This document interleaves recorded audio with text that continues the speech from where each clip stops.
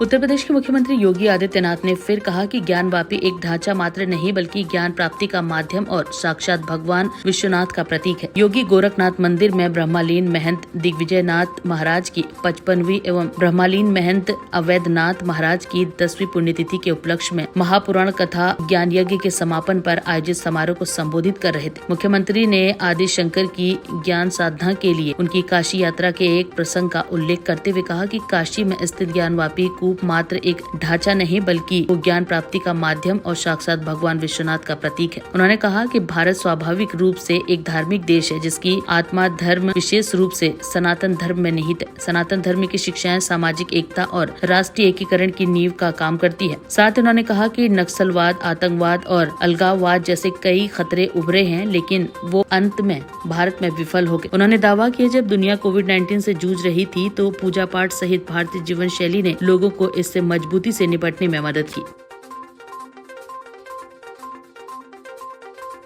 एक चंडाल के मुंह से इस प्रकार की बात, उन्होंने कहा कि आप कौन हैं, मैं जानना चाहता हूं। उन्होंने कहा कि जिस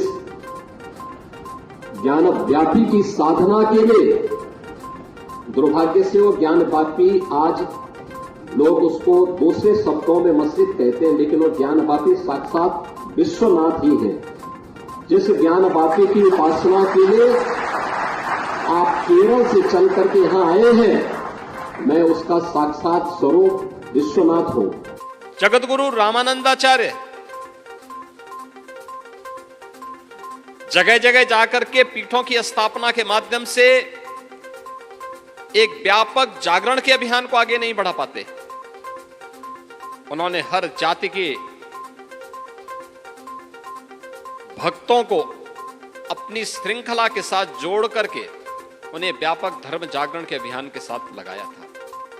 रविदास भी हैं, कबीरदास भी हैं, एक लंबी परंपरा उनकी है।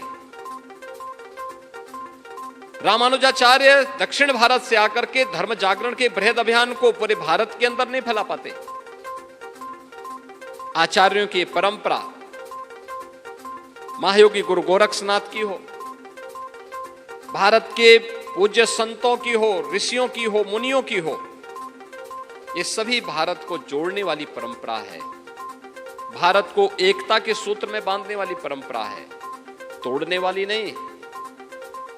याद करिए, देश के साथ सदैव वे दोनों चीजें एक साथ चली हैं।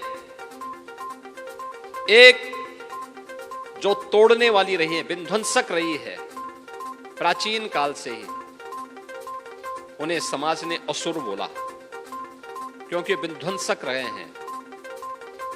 उसके अलग अलग नमूने अलग अलग कालखंड में देखने को मिले। कभी रावण के रूप में मिला, कभी कंस के रूप में और दुर्योधन के रूप में देखने को मिला, और कभी अलग अलग रूप उनको समाज को विभाजित करने वाले रूपों के रूप में आज भी देखने को मिलते हैं।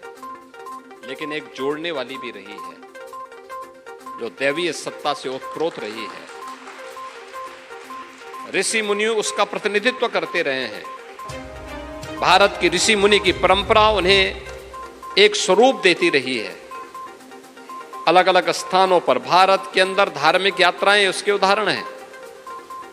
बृहद पैमाने पे चलती रही हैं, बड़े पैमाने पे चलती रही हैं।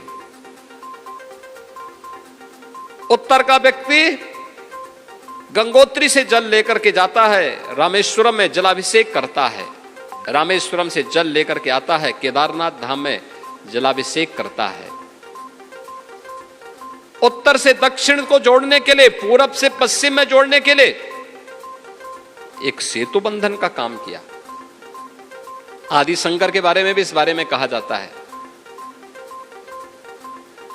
जब आदि शंकर केरल से निकले, वे तब अद्वैत में परिपक्व हो चुके थे। उनकी ख्याति पूरे देश के अंदर फैल रही थी। आगे की ज्ञानार्जन के लिए वे काशी पधारे। काशी में उनके दिमाग में आया कि मैं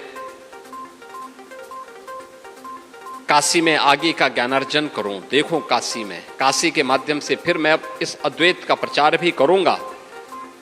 और वहां साक्षात, क्योंकि काशी तो भगवान विश्वनाथ की पावन नगरी है।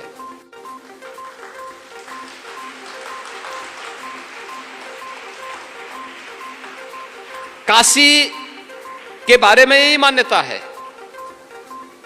जो ज्ञान व्यापी कूप है वह कोई एक स्ट्रक्चर नहीं है और कोई एक नमूना नहीं है, वह उसी ज्ञान की प्राप्ति का एक माध्यम है। साक्षात विश्वनाथ के प्रतीक के रूप में